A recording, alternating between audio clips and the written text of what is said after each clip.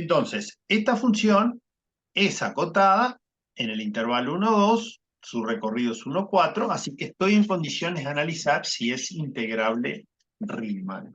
¿Está? Entonces, voy a necesitar visualizar en la página 6 tres cosas importantes. La cosa 1, la cosa 2 y la cosa 3. Por eso son tres cosas importantes. La primera dice, ¿usted tiene una función acotada? Sí, tengo una función acotada. Bueno, ¿es integrable Riemann? Sí, solo si existe un número real que cumple que él es mayor o igual que las sumas inferiores y menor o igual que las sumas superiores. Para todas las particiones P que se puedan imaginar. Entonces, yo estoy en condiciones de ver si hay un número y la verdad que no estoy. Esto está todo bien, me está diciendo lo mismo que me decía hoy de que estas son todas más chicas que el integral inferior y estas son todas más grandes que el integral superior y que cuando el integral inferior y el superior son el mismo número, que lo está expresando acá en un número solo, la función es integral. Avanzo a la 2, a ver si es más operativa.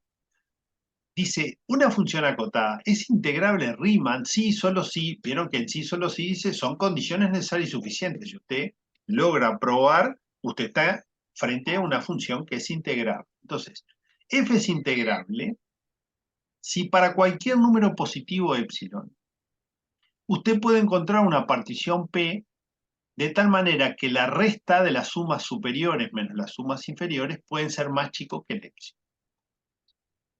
Y eso es lo que vamos a tratar de hacer. Vamos a tomar las sumas superiores y la suma inferior, como dice la letra, particionando el intervalo AB en n pedacitos todos igualitos.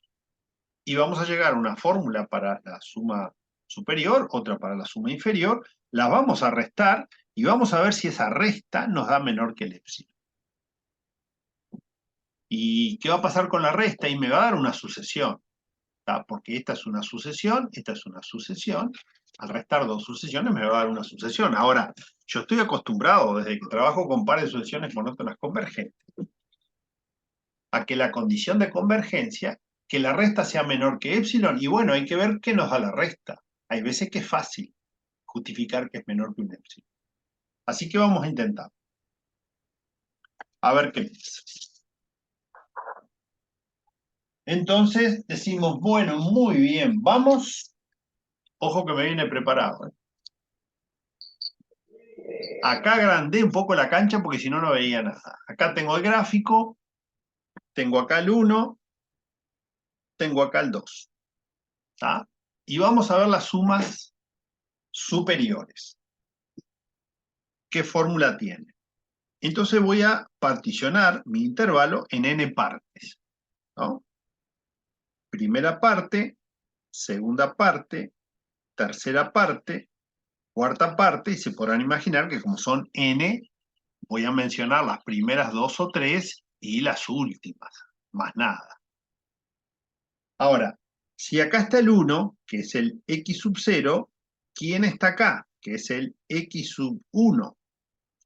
Y bueno, si cada segmentito mide 1 sobre n, y este es el 1, entonces el x sub 1 es al 1 que le sumo 1 sobre n. 1 más el pedacito 1 sobre n. ¿Y quién es el x sub 2? Y al 1 le voy a sumar dos pedacitos. Cada pedacito de esto es 1 sobre n. 1 sobre n.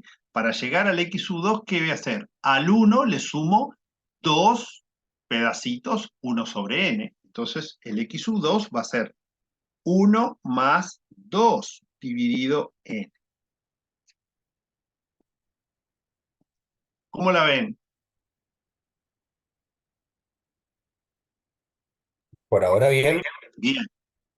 Muy bien. Como voy a trabajar con las sumas superiores, en el primer intervalo, ¿quién es más alto? ¿La imagen de 1 o la imagen de 1 más 1 sobre n. Y la función es creciente, así que el más alto es este.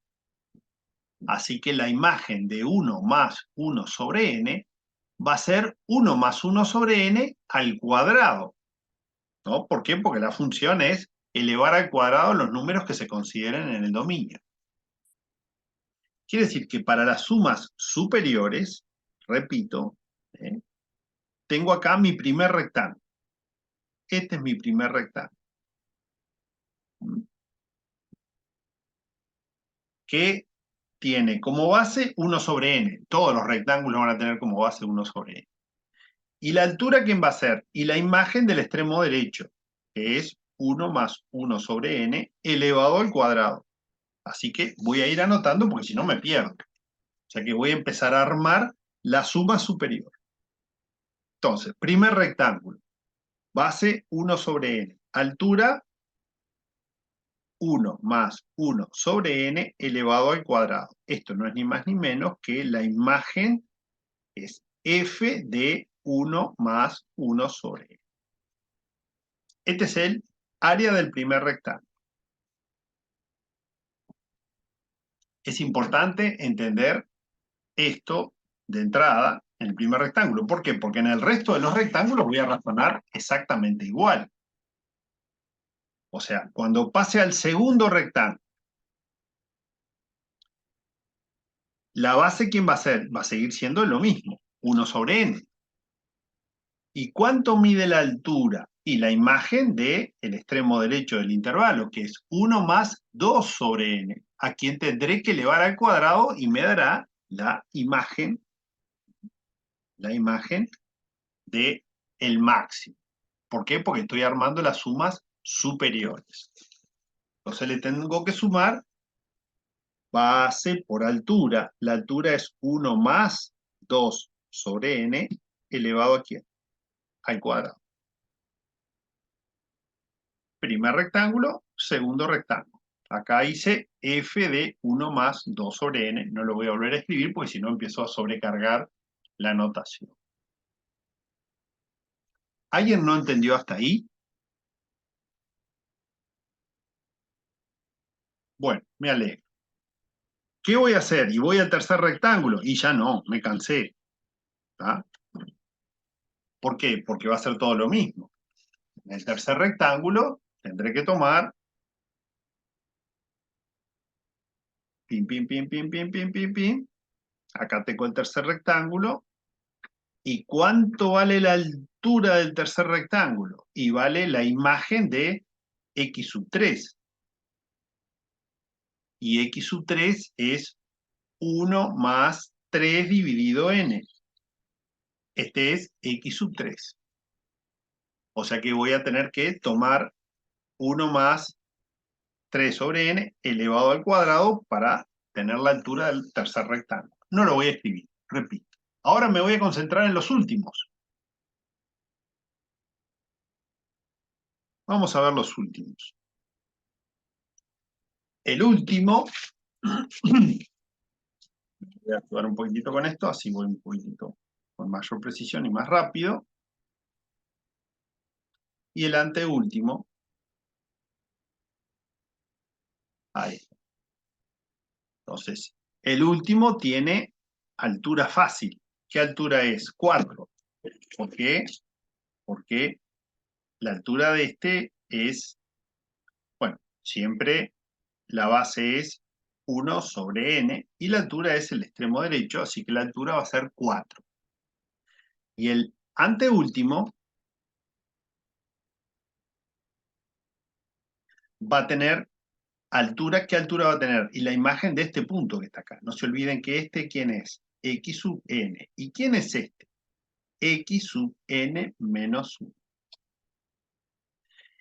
Si yo observo cómo están construidos todos, x sub 1, ¿quién es? 1 más 1 sobre n. X sub 2, 1 más 2 sobre n. X sub 3, 1 más 3 sobre n. ¿Quién es x sub n menos 1? Va a ser 1 más n menos 1 sobre n. Este va a ser el x sub n menos 1. ¿Qué va a ser? A quien su imagen va a ser la altura del anteúltimo rectángulo. Si ustedes quieren, acá ¿quién va a estar ubicado? X sub n menos 2. La anterior, que va a ser su imagen, la altura del anterior rectángulo. Pero, repito, no vamos a hacer todos. Acá, ¿qué nominación va a tener este? Y va a estar 1 más n menos 2 sobre n. Este va a ser el xn sub 2. Pero bueno, vamos a anotar los dos últimos. Vamos a anotar los dos últimos. Pongo puntitos suspensivos. El anteúltimo es base 1 sobre n por, ¿no? Igual, la altura de este, es la imagen del extremo derecho, 1 más n menos 1 sobre n al cuadrado. 1 más n menos 1 sobre n, todo al cuadrado. Y el último es la base, 1 sobre n por 2 al cuadrado. Y ahí me queda expresado los primeros dos términos, que son las áreas de los dos primeros rectángulos, y expresada las áreas de los dos últimos rectángulos. Vamos a las sumas inferiores. No se olviden que nuestro objetivo es restar y probar que la resta puede ser menor que un épsilon.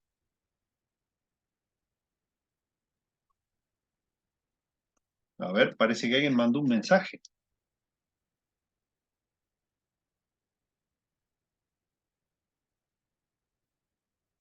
Se eliminó este mensaje. Bueno, muy bien. ¿Y qué pasa ahora con las sumas inferiores? Bueno, voy a otra vez tomar las expresiones de el 1, que es el x sub 0, el x sub 1, que es 1 más 1 sobre n, el x sub 2, que es 1 más 2 sobre n, ya lo sabemos, pero ahora los rectángulos se van a construir de altura mínima. O sea que acá voy a tener la construcción de los rectángulos por debajo de la curva. Entonces, como pueden ver, el primer rectángulo no va. La altura, ¿quién va a ser? Va a ser el 1. ¿No? ¿Por qué? Y porque 1 al cuadrado da 1. Así que, al armar aquí, va a ser base 1 sobre n por 1 al cuadrado.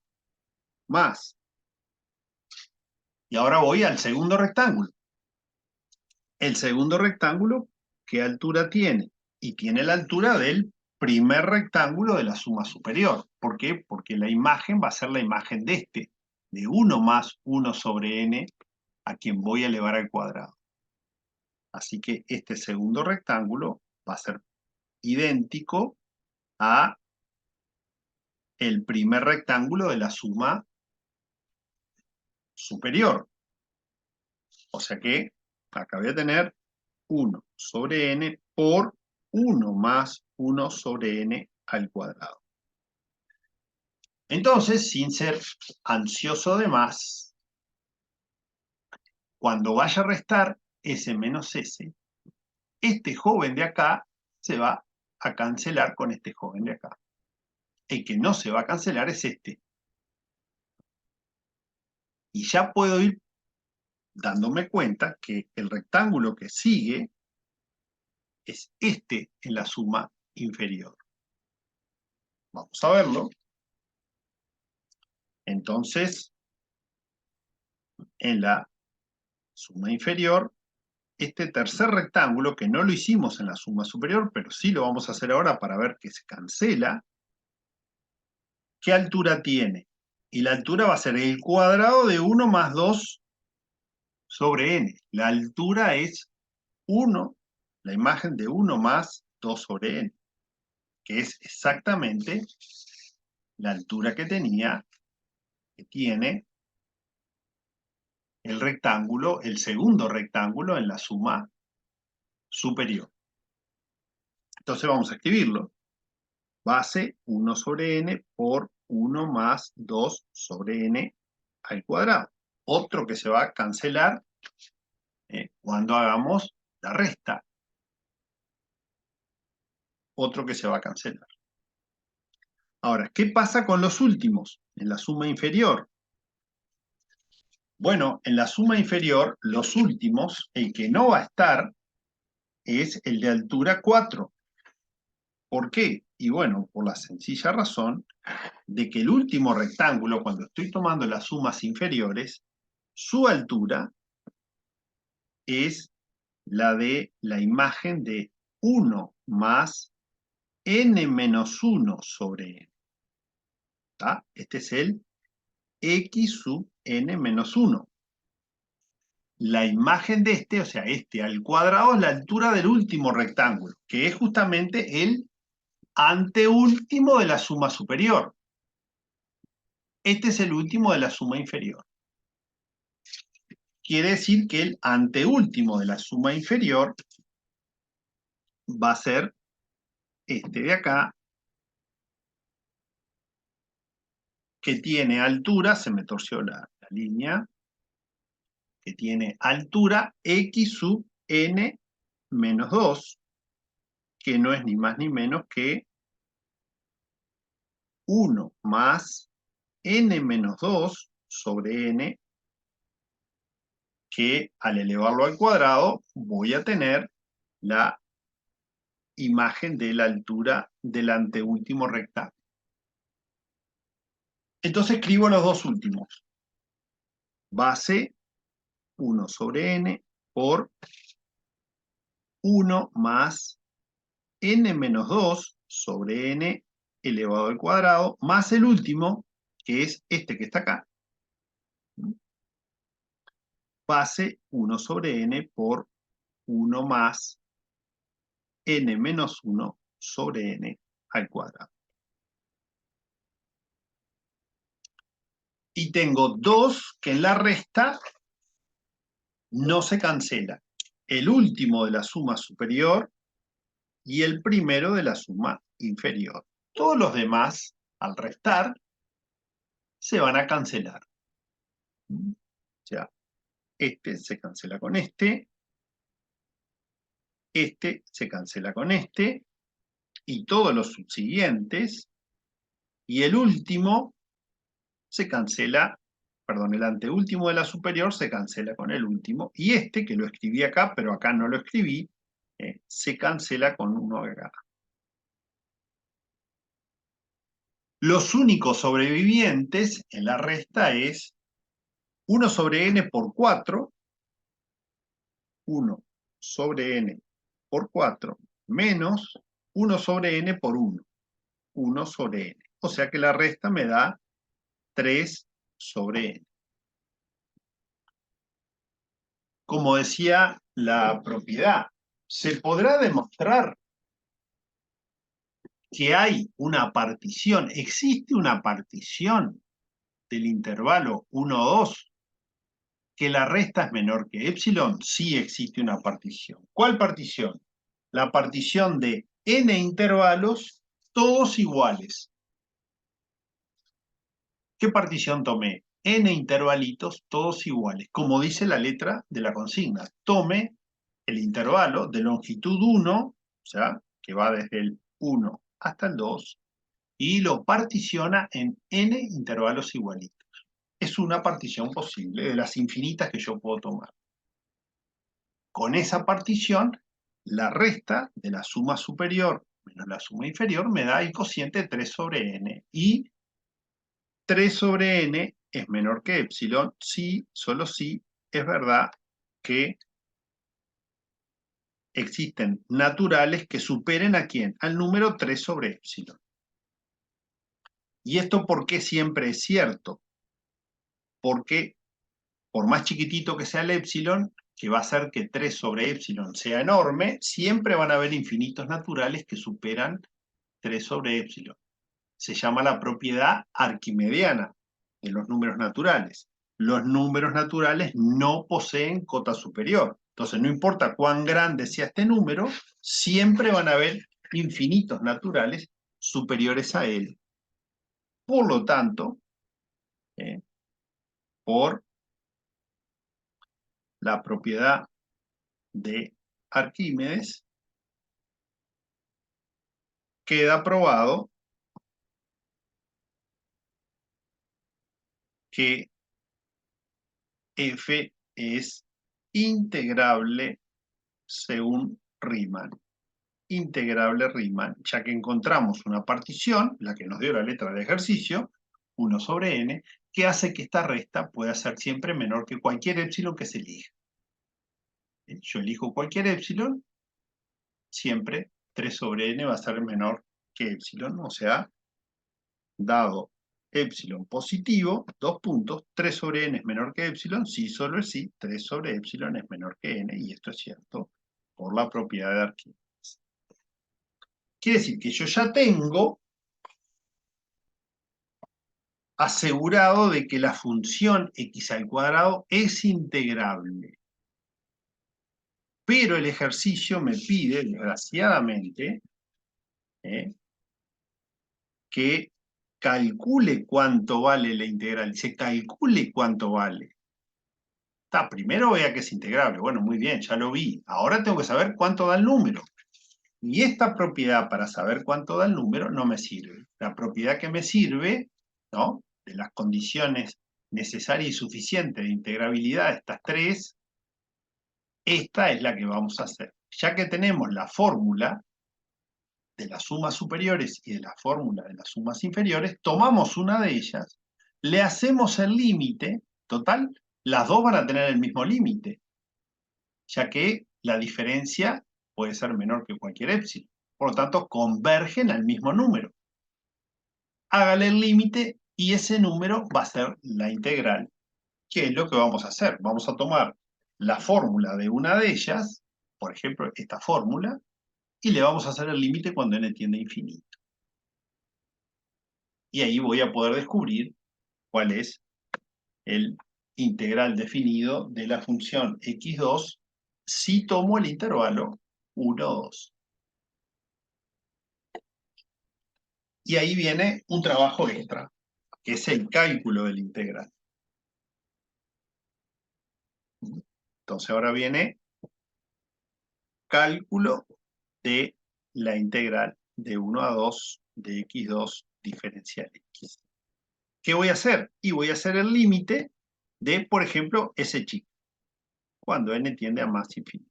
Total, ya sé que es integrable, aplico simplemente que el límite de una de las sumas me va a dar justito ¿quién? Y me va a dar justito el número que me están pidiendo, ¿no? Integral 1 a 2 de x2 diferencial x. ¿Qué pasa con la suma chica? Yo un poquito para ahorrar tiempo, si no, no nos iba a dar el zoom. Lo que voy a hacer en todos los términos es sacar 1 sobre n de factor común, por la sencilla razón de que 1 sobre n, que es la base de cada uno de los rectángulos, aparece en todos los términos. Entonces, ¿qué hago? Saco 1 sobre n de factor común. ¿Qué me queda? Me queda la suma de 1 al cuadrado, 1 más 1 sobre n al cuadrado, 1 más 2 sobre n al cuadrado, etcétera, hasta los dos últimos. Todos son elevados al cuadrado, salvo el 1, el primero, que es 1 al cuadrado, que es 1. El resto son todos binomios que tengo que elevar al cuadrado. ¿Qué hice después? Lo ordené. Digo, bueno, voy a, como el cuadrado de cada binomio tiene como primer término un 1, me va a quedar siempre el cuadrado del primero, 1 al cuadrado. El cuadrado del primero, 1 al cuadrado. O sea que voy a tener, ¿cuántos términos tengo? Y tengo n términos. El 1 al cuadrado inicial y después los n menos un binomio, ¿no? De aquí hasta acá hay n menos un binomio que están al cuadrado. Así que hay el primer 1 al cuadrado, que es este, y luego n menos un 1 al cuadrado. En total forman n. 1 más 1 más 1 n veces, esto da n. Ahora, en cada binomio tengo que multiplicar por 2 el primero, el doble del primero por el segundo. Así que, por ejemplo, en este primer binomio me queda 2 por 1 sobre n. 2 por 1 sobre n. Paso al segundo. 2 por 2 sobre n. 2 por 1, 2 por 2 sobre n. Y así voy hasta el último. 2 por 1, 2 por n menos 2 sobre n. Y el último es este. 2 por 1 por n menos 1 sobre n. Y ahí termino el doble producto del primero por el segundo. Después, ¿qué viene? Los segundos elementos elevados al cuadrado. Repito, estoy sencillamente aplicando que a más b al cuadrado es a cuadrado más el doble producto de ab más b cuadrado. Eso es lo que estoy aplicando. Junté todos los cuadrados de los primeros, los junté acá. Después junté todos los dobles productos, los junté acá.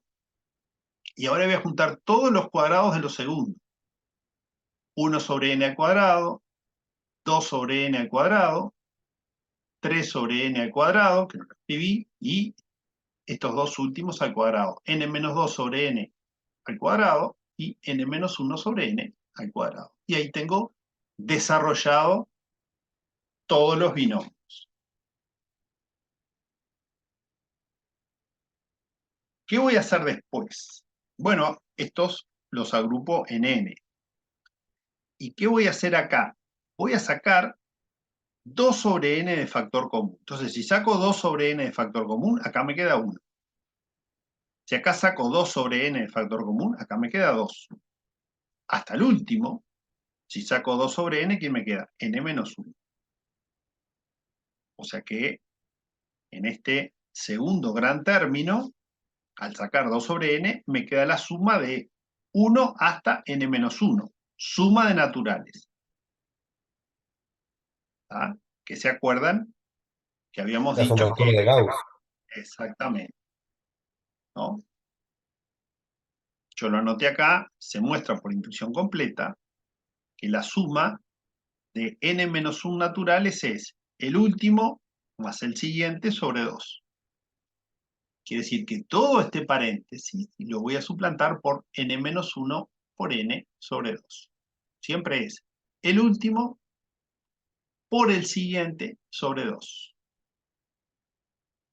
Si miro en este tercer gran término, que está en la suma de los cuadrados de los segundos, ¿a quién voy a sacar de factor común? Y voy a sacar a 1 sobre n al cuadrado. Entonces, ¿qué me va a quedar?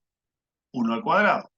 Si acá saco 1 sobre n al cuadrado, ¿qué me queda? 2 al cuadrado. Si acá saco 1 sobre n al cuadrado, me queda 3 al cuadrado. Entonces, ¿qué me queda en este segundo gran término?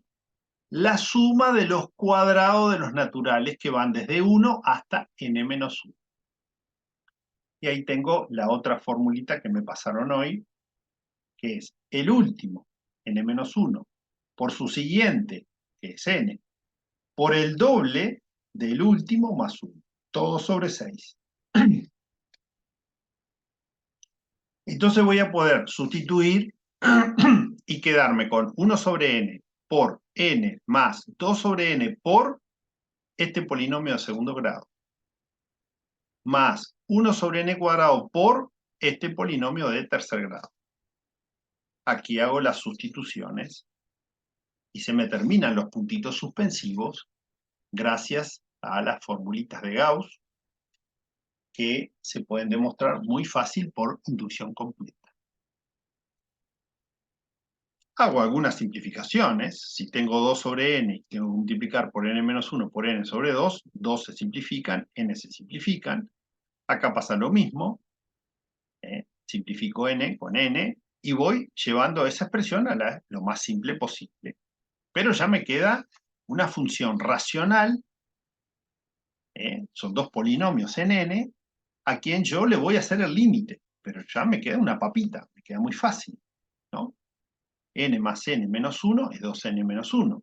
y acá tengo 2n-1, así que puedo volver a sacar, antes de hacer común denominador, sin apurarme, puedo volver a sacar 2n-1 de factor común. Y cada vez esto va quedando más simple.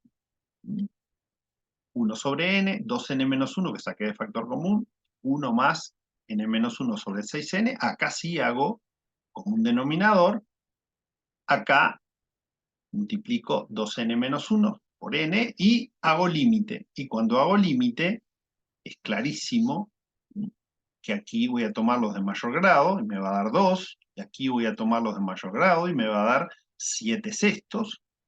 Entonces tengo que el límite me da 2 por 7/6, o sea que da 7/3. O sea que la integral de la función x2 en el intervalo 1, 2, función esta que es integrable Riemann, me da el número 7/3. Que básicamente lo que me está informando es que como la función es positiva, el área de esta figura, que está encerrada por dos rectas verticales, una por 2, otra por 1, el eje horizontal y el techo, podríamos decir, es la curva, el segmento de parábola de x2, esta área mide 7/3. ¿Ah?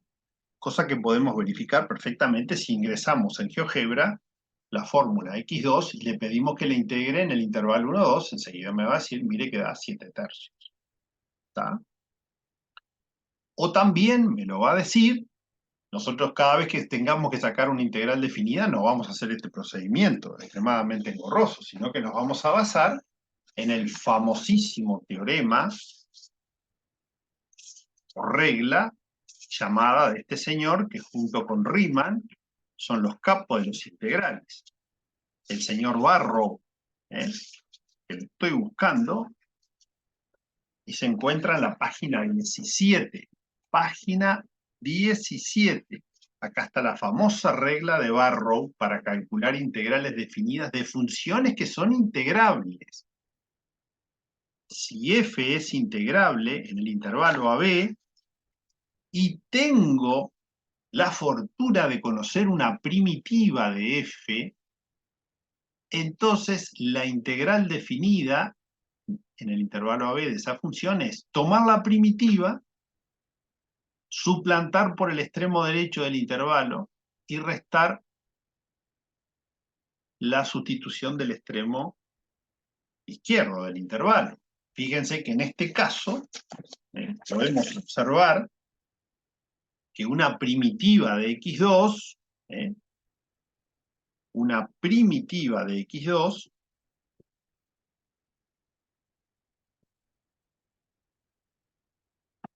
¿quién es? Y es sencillamente x a la 3 sobre 3.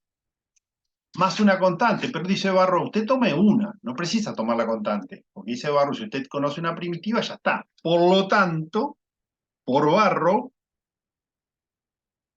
el glorioso Barrow, si usted quiere saber la integral de 1 a 2 de x al cuadrado en variable x, lo único que tiene que hacer es f de 2 restarle f de 1, ya que tiene una primitiva. Y f de 2 es 8/3, que si le resto f de 1 es 1/3. O sea que, efectivamente, el rompedero de cabeza que nos hicimos con la suma superior e inferior, Barrow lo soluciona en un renglón, pero necesitamos conocer quién. Una primitiva de la función a quien le queremos sacar el integral. Muy bien, gente. Espero que un 1% se haya entendido, porque si es así ya estoy feliz.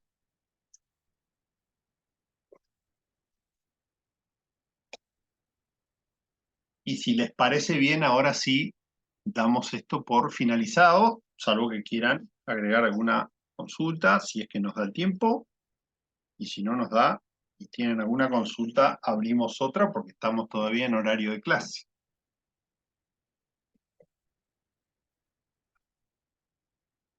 Yo por ahora no tengo consulta. Bien, ¿se entendió, Justin? Sí, sobre todo